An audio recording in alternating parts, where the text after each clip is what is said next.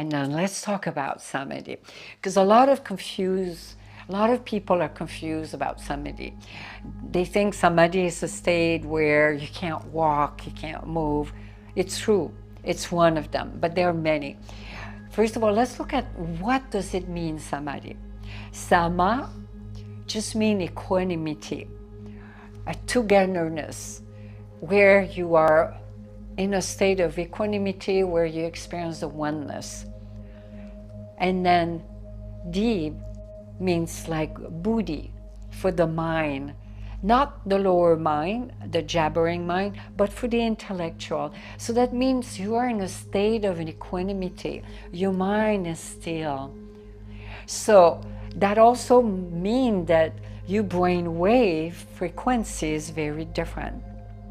If you sit in your office and you're trading, for example, in stock market, and your mind will probably be in gamma wave, where it's very agitated, focused, concentrated, or you could be in a beta state, where you like jabbering mind. Oh, this is not a good stock, and this one went down, and then it goes crazy, and look at the number. I see some face here for laughing, smiling. But when you're in a state of samadhi, then you go from alpha, where the frequency of your brain wave will slow down and slow down. Then you go from alpha to theta. Theta, you're becoming in a deeper state. The mind becomes very still, like a pond. And once in a while, you might have a little ripple. And then you just don't pay attention to it. And you just stay with your practice. And then theta wave is really like, the frequency is very, very low. If you remember from the program Divine Manifestation of, I talk about that. I think it's like 3 to 5 frequency impulse. And then delta, it's like where you are in a deep sleep, but when you are in state samadhi, you're not sleeping. You're in a state of oneness. You experience everything as yourself. But before we go there, let's start. Now you have a basic general idea of what is samadhi.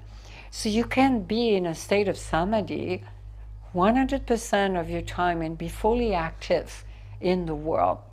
And that state is called Savikalpa Samadhi. I've been in that state for a long, long time, where you experience your blissful nature, you get a bliss. You can see in the eyes, you know, and yet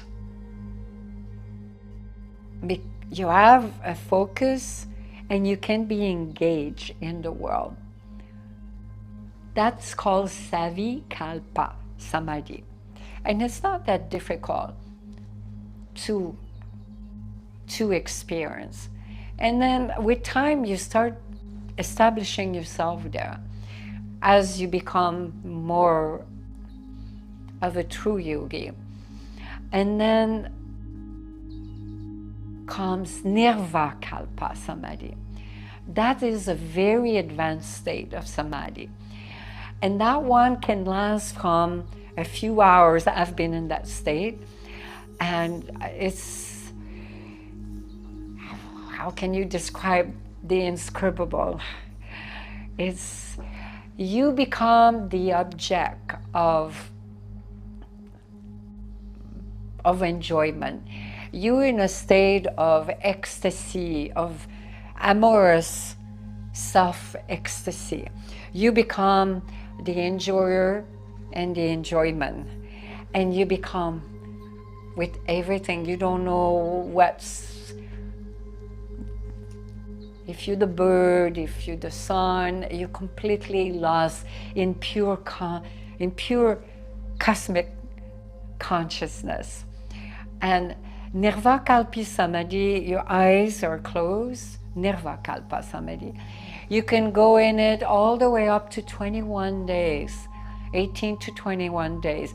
However, if you, the yogis say longer than that, you will leave your body.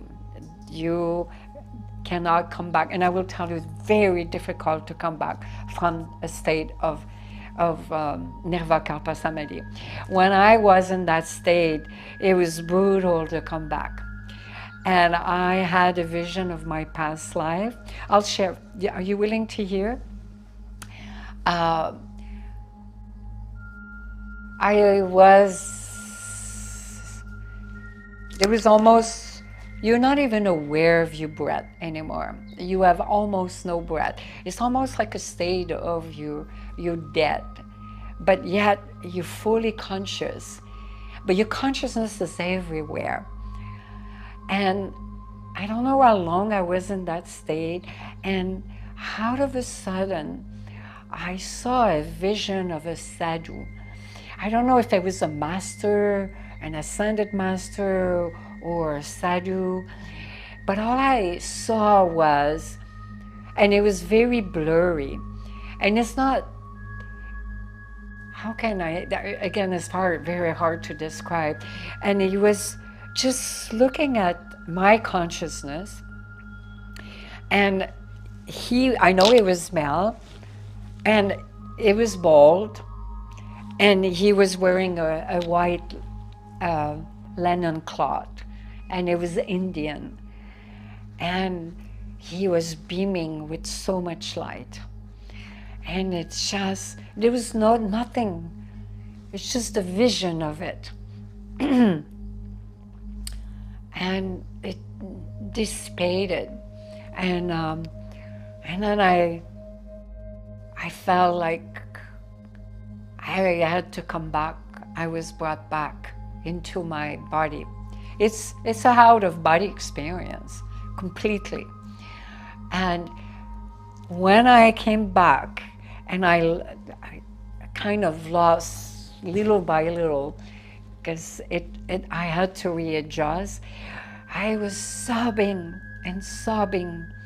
I was screaming and sobbing, and I did not know why. And I didn't want to be back and coming out of that state. And it took many months to readjust to be in the human body. But it's been said that many ascended masters never came back from Nirvikalpa Samadhi.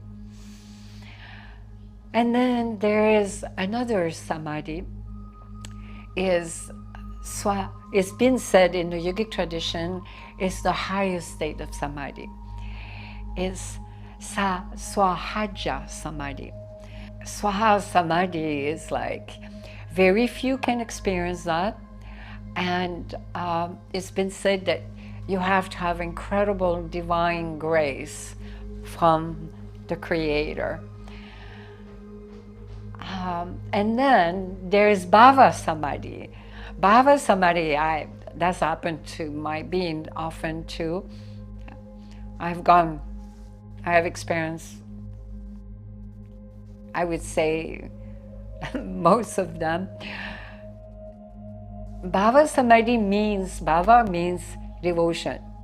When you're in a state of devotion, even for a spiritual teacher or master, you can go in Bhava Samadhi, or a deity, or even the Creator, but it's hard to go in Bhava Samadhi if there is not a personification that represents what is the embodiment of the divine. And that makes a whole difference. But for this one, in my experience, because I've been for so many lifetimes and I have a deep connection with Shiva and some other deity, I go in Bhava Samadhi often, and it can just happen, and it's very hard to come out of it. It's just like a deity just take over you, and then you just go completely blissful, and and then you can come out. One great sage that is known for that through the tradition is Krishna, Ramakrishna with Kali. He would go in ecstasy, he would go in Bhava Samadhi, because he would offer flower and all kind of beautiful things for Kali. He loved the goddess Kali. And it was very hard for him to come out from those state of Bhava Samadhi. And then ultimately, there is Maha Samadhi. Maha Samadhi, Maha just means great. And Samadhi means it's just where you take the final plunge. It's where there is no karmic structure to hold you, to bring you back to the physical realm. And you can completely transcend and become one with the Absolute. And there is no reincarnation. You're free. You could say mukti, you could say nirvana, you could call it liberation, doesn't matter what you call it.